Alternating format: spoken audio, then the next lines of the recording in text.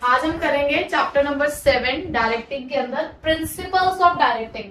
हमने डायरेक्टिंग वाले चैप्टर में डायरेक्टिंग के फीचर्स पढ़े थे, डायरेक्टिंग की इंपॉर्टेंस पढ़ी थी, लेकिन प्रिंसिपल्स ऑफ डायरेक्टिंग हमारे कोर्स में नहीं था। ठीक है, तो ये वाला हमारा टॉपिक है जो हमें सीयूईटी के लिए प्रिपेयर करना है, बट क्लास 12 में नहीं था। तो देखो क्या है प्रिंसिपल्स ऑफ डायरेक्टिंग, बहुत ज्यादा टफ नहीं है, इजी से ही है। पहला है मैक्सिमम इंडिविजुअल कंट्रीब्यूशन। देखो डायरेक्टिंग का मतलब क्या है, सबसे पहले प्रिंसिपल्स पढ़ने से पहले थोड़ा सा बेसिक समझ लेते हैं डायरेक्टिंग के बारे में कि डायरेक्टिंग होता क्या है। डायरेक्टिंग किससे निकला है? डायरेक्शन से निकला है ना, यानी कि डायरेक्शन प्रोवाइड करना इज डायरेक्टिंग। अभी डायरेक्शन कैसे प्रोवाइड की जा सकती है? डायरेक्टिंग जरूरी नहीं है कि सिर्फ इंस्ट्रक्टिंग करने से ही डायरेक्टिंग होती है। डायरेक्टिंग के अंदर मोटिवेशन भी है, सुपरविजन भी है, कम्युनिकेशन भी है, गाइडेंस भी है, उसके अलावा काउंसलिंग भी है। तो ये सारी चीजें डायरेक्टिंग का पार्ट है। तो हमें क्या करना है, बेसिकली सामने वाले से काम निकलवाना है। अब काम निकलवाने के लिए चाहे हम बहुत ज्यादा स्ट्रिक्ट होकर सिर्फ इंस्ट्रक्शंस दे रहे हैं, या हम उसको मोटिवेट कर रहे हैं कुछ ना कुछ उसके सामने लुभावने ऑफर रख के, या हम बातचीत करके उसको डायरेक्ट कर रहे हैं, उसको काउंसिल करके उसको डायरेक्ट कर रहे हैं, तो अलग अलग तरीके हमारे पास डायरेक्टिंग करने के। ठीक है, तो डायरेक्टिंग के वो कौन से प्रिंसिपल्स हैं जो हम डायरेक्शन की प्रोसेस को फॉलो करते हुए हम यूज करते होंगे, यानी कि कौन से वो सिद्धांत है जो हमारे माइंड में होने चाहिए जब हम किसी को डायरेक्ट कर रहे हैं। तो उसमें से पहला है हमारे पास मैक्सिमम इंडिविजुअल कंट्रीब्यूशन। हम डायरेक्शन कर क्यों रहे हैं? काम करवाना है ना, क्योंकि आपको पता ही जो हमारे पांचों फंक्शंस है मैनेजमेंट के, planning, organising, staffing, directing, controlling, actual में एक्शंस कहाँ जाकर होते हैं? डायरेक्टिंग में ना। हमने डायरेक्टिंग के पहले फीचर के बारे में पढ़ा था, डायरेक्टिंग इनिशिएट्स एक्शन।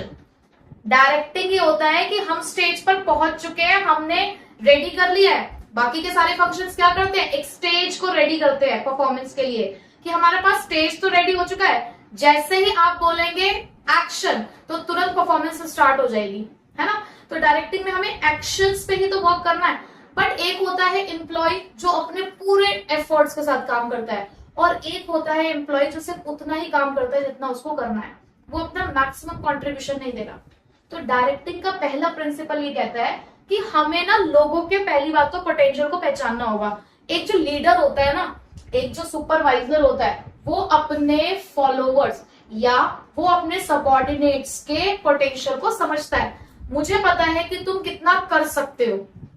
जब मुझे पता है कि तुम कितना कर सकते हो और तुम अगर नहीं कर रहे होगे, तो ये मेरा काम है कि तुम्हारे अंदर से वो एनर्जीज को निकालना, कि भाई तुम इस लायक हो कि तुम इतना भी कर सकते हो। आज अगर तुम, अब तो खैर क्लास 12 की बात तो निकल ही गई है, बट अगर क्लास 12 में होते तो हमने स्टार्टिंग में तुमसे कहा था कि यार तुम इतना कर सकते हो, तुम 80% ला सकते हो। भले तुम लाओगे 50-60, मतलब मैं ये नहीं कह रही हूँ कि तुम 50-60 लाने वाले हो, तुम ले आओगे। तो आप लोगों के पोटेंशियल को कोई भी अगर सबऑर्डिनेट होता है, उसके पोटेंशियल को एक उसका सुपीरियर जानता है, तो ये उसकी रिस्पॉन्सिबिलिटी है, उसकी ड्यूटी है कि अपने सबऑर्डिनेट्स के फुल पोटेंशियल को बाहर निकाले, उनकी उन एनर्जीज को बाहर निकाले जो उन्होंने अनयूज्ड है, कि तुम कर सकते हो लेकिन तुम कर नहीं रहे हो। ये जो स्टेटमेंट है ये इसी चीज के लिए। ठीक है, अभी हम कैसे निकालेंगे, कैसे कर सकते हैं काम? भाई किसी जबरदस्ती काम तो कराया नहीं जा सकता, बट हाँ हमारे पास कुछ ऐसे सोर्सेज हैं जिसे दिखाकर हम आपसे काम करा सकते हैं। जैसे हमारे पास कुछ मॉनेटरी और नॉन मॉनेटरी इंसेंटिव्स होते हैं। अब मुझे दिख रहा है कि यार ये एम्प्लॉय ना तभी काम करेगा जब इसको पैसा दिखाया जाएगा, इसको पैसा मोटिवेट करता है, तो मैं कहीं ना कहीं आपके सामने एक ऐसे इंसेंटिव्स रखूंगी जो मॉनेटरी फॉर्म में होंगे। मैंने किसी एम्प्लॉय को देखा कि यार इससे कोई काम नहीं करवा सकता क्योंकि ये तो पैसे से भी मोटिवेट नहीं होता, इससे तो पैसा भी मोटिवेट नहीं करता है। इसे क्या मोटिवेट करता है? उस कंपनी में काम करने वाले लोगों का स्टेटस, इसे स्टेटस मोटिवेट कर रहा है। तो कहीं ना कहीं मैं उसे वो स्टेटस दिखाऊंगी कि यार इससे शायद ही मोटिवेट हो जाए, अपनी एनर्जीज को इस्तेमाल कर ले। तो डायरेक्टिंग का पहला प्रिंसिपल ये कहता है कि यहाँ पर डायरेक्टिंग का काम है to bring out the unused energies, यानी कि अब तक जो आपने अपना पोटेंशियल इस्तेमाल नहीं किया है, आपको अपना पोटेंशियल इस्तेमाल करना है ऑर्गेनाइजेशन के अंदर। तो उसके लिए हम क्या कर सकते हैं? एक अच्छा मोटिवेशन प्लान हमें डिजाइन करना होगा जिसके अंदर मॉनेटरी और नॉन मॉनेटरी रिवॉर्ड्स होंगे, ताकि एम्प्लॉइज मोटिवेट हो और अपने फुल पोटेंशियल से काम करें। ठीक है। Second, harmony of objectives. किसी भी ऑर्गेनाइजेशन में दो तरीके के ऑब्जेक्टिव्स हैं आपके। कौन से?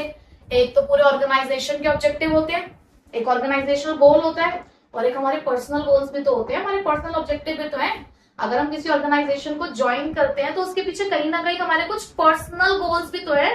मैं किसी कंपनी को ज्वाइन करूं इसलिए कि जस्ट मुझे उनके काम में रगड़ना है खुद को, नहीं यार, मेरा खुद का भी एक गोल है कि मेरे को भी अपने करियर को डेवलप करना है, मुझे भी कहीं प्रमोशन करके हायर पोस्ट पे बैठना है, तो ये मेरा खुद का पर्सनल गोल है।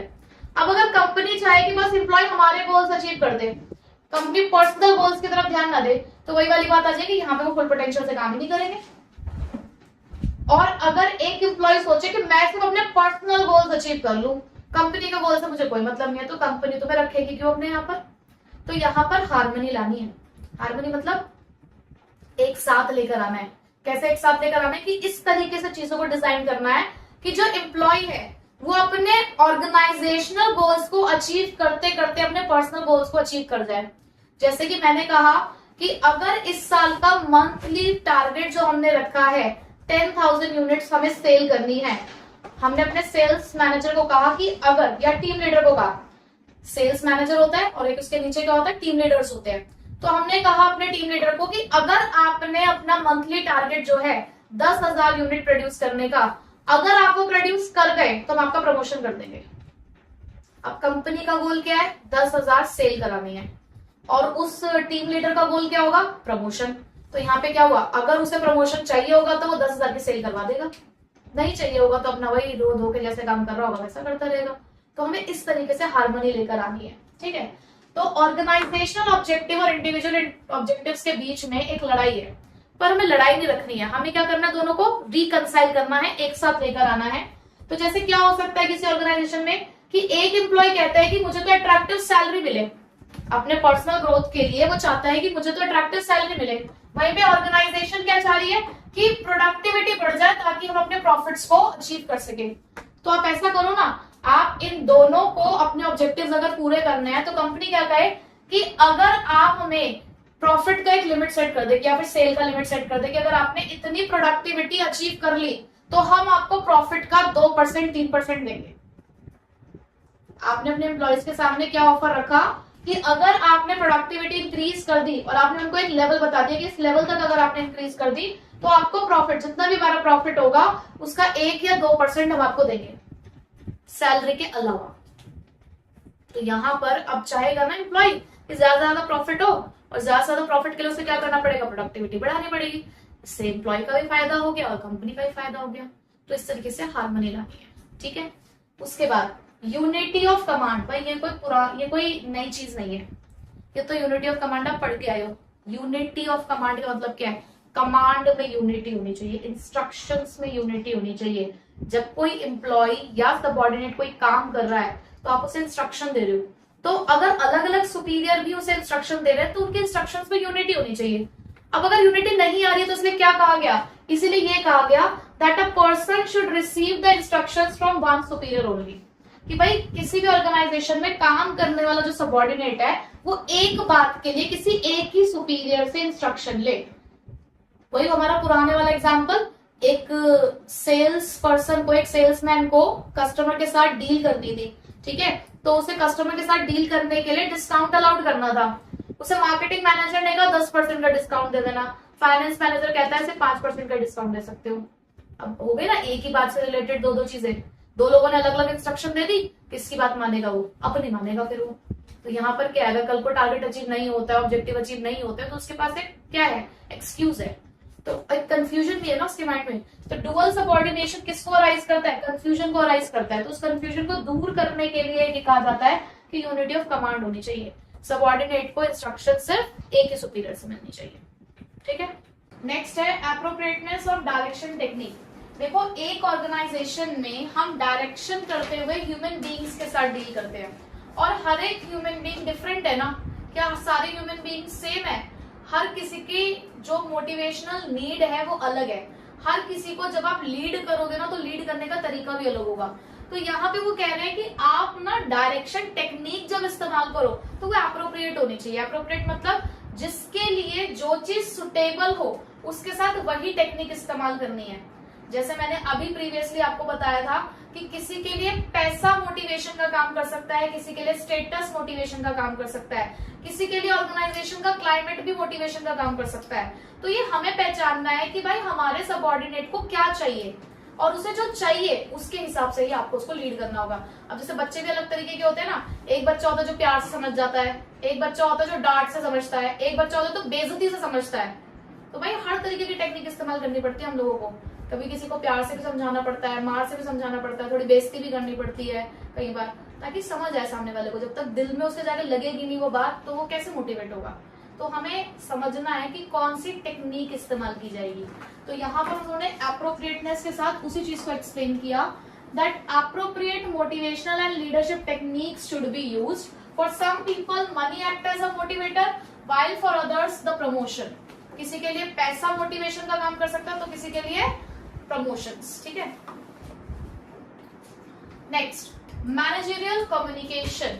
अब जब हम डायरेक्शन दे रहे हैं तो कहीं ना कहीं एक कम्युनिकेशन है ना, एक बातचीत है। और ये बातचीत कब होगी, मैं यहाँ पे बोले जा रही हूँ और सामने से मुझे फीडबैक नहीं मिल रहा, तो मेरी जो कम्युनिकेशन है वो इनकम्प्लीट है। आप किसी को मैसेज करो, मैसेज करे जा रहे हो, ब्लू टिक लग रहा है, लेकिन वहां से रिप्लाई नहीं आ रहा। रिप्लाई में क्या हुआ, आप ब्लॉक हो गए। तो ये भी एक फीडबैक है, ये भी एक तरीके का कम्युनिकेशन है। जो थोड़ी कुछ बातें बोल कर ही कही जाती है, समझी भी जा सकती है ना। तो ये भी क्या है आपके लिए, एक फीडबैक है। तो जब तक फीडबैक नहीं आता है तब तक हमारा कम्युनिकेशन पूरा नहीं होता। तो directing should convey the clear instruction. Directing हमेशा क्लियर इंस्ट्रक्शंस दे to create the total understanding to the subordinates. कि हमारे सबऑर्डिनेट्स हमें क्या कराना है, उनसे क्या कहना चाह रहे हैं, क्या समझाना चाह रहे हैं, वो बात उन्हें समझ में आए। बिल्कुल क्लियरली बोलना चाहिए, हमें क्लियर इंस्ट्रक्शन देनी चाहिए, हर चीज समझानी चाहिए। सो फीडबैक बहुत जरूरी है और फीडबैक ही हमारी कम्युनिकेशन को कंप्लीट करता है, क्योंकि कम्युनिकेशन ना हमेशा टू वे ही सही रहता है। हमने एक बात बोली, सामने वाले ने एक बात बोली, तो ही तो पता चला ना कि उसको हमारी बात समझ आ रही है या नहीं आ रही है। ठीक है, तो feedback is must. Next, use of informal organisation. अब आपको पता है कि किसी भी ऑर्गेनाइजेशन में दो तरीके के ऑर्गेनाइजेशन है हमारे पास, फॉर्मल और इनफॉर्मल। जो फॉर्मल ऑर्गेनाइजेशन होता है वो कैसे चलता है, रूल्स और रेगुलेशंस के साथ। वो प्रॉपर रूल्स और रेगुलेशन के साथ चलता है और वहां पर बातचीत करने के लिए हमारे पास स्केलर चेन होती है। याद आ रहा है, पढ़ चुके हो ये सब चीजें आप। Scalar chain, the line of communication. वहां पे डायरेक्ट किसी को भी किसी से बात करना अलाउड नहीं है। लेकिन हर एक ऑर्गेनाइजेशन के अंदर एक इनफॉर्मल ऑर्गेनाइजेशन होता है, जो कहां से अराइज होता है, सोशल इंटरेक्शन से। जब वही उसी ऑर्गेनाइजेशन में काम करने वाले लोग सोशली इंटरेक्ट करते हैं एक दूसरे के साथ, जैसे कि एक साथ बैठकर कैंटीन में लंच करना, संडेज को मूवी के लिए ले जाना, कोई फंक्शन ऑर्गेनाइज कर रहे हैं, कोई पार्टीज ऑर्गेनाइज कर रहे हैं, तो उसमें मिल बैठ के मतलब मजे कर रहे हैं, चिट चैट कर रहे हैं वो, तो ये एक इनफॉर्मल ऑर्गेनाइजेशन है। तो इनफॉर्मल ऑर्गेनाइजेशन का इस्तेमाल किया जा सकता है डायरेक्टिंग पर्पस के लिए भी। ठीक है, so a manager should realise that informal groups और organisation exist within every formal organisation. हर एक फॉर्मल ऑर्गेनाइजेशन में एक इनफॉर्मल ऑर्गेनाइजेशन एग्जिस्ट करता है और हम उस इनफॉर्मल ऑर्गेनाइजेशन का इस्तेमाल कर सकते हैं अपने ऑब्जेक्टिव को अचीव करने के लिए। कुछ बातें ऐसी होती हैं जो हम फॉर्मल में पूरी तरीके से एक्सप्लेन नहीं कर सकते, तो वो बातें हम कहाँ जाके एक्सप्लेन करते हैं, इनफॉर्मल ऑर्गेनाइजेशन में। और वहां पे क्या है कि तुरंत हमें रिस्पॉन्स भी पता चल जाता है कि हमारा एम्प्लॉय क्या कह रहा है। ठीक है, तो ये था हमारा use of informal organisation. Next principle है हमारे पास लीडरशिप। अब लीडरशिप का तो हमने पूरा टॉपिक पढ़ा है अपने क्लास 12 में, तो बस उसका छोटा सा एक हिस्सा है यहाँ पर कि लीडरशिप कैसे इस्तेमाल करनी है। While directing the subordinates, manager should exercise good leadership। अब हमारे पास ना बिहेवियरल पैटर्न है लीडर्स के, जिसमें से हमने सिर्फ 3 ही पैटर्न पढ़े हैं फिलहाल। कौन कौन से, ऑटोक्रेटिक, डेमोक्रेटिक और फ्री रेन। आपने लीडरशिप स्टाइल्स पढ़े हैं। ठीक है, तो कब कौन सी सिचुएशन में कौन सा लीडरशिप स्टाइल सुटेबल है, बेसिकली हमें वो डिसाइड करना होता है, so that it can influence the subordinate। क्योंकि लीडरशिप में ना आप सामने वाले को इन्फ्लुएंस ही कर रहे हो कि भाई जो मैं कह रहा हूं ना ये वो उस बात को माने और मेरे पीछे पीछे चल दे।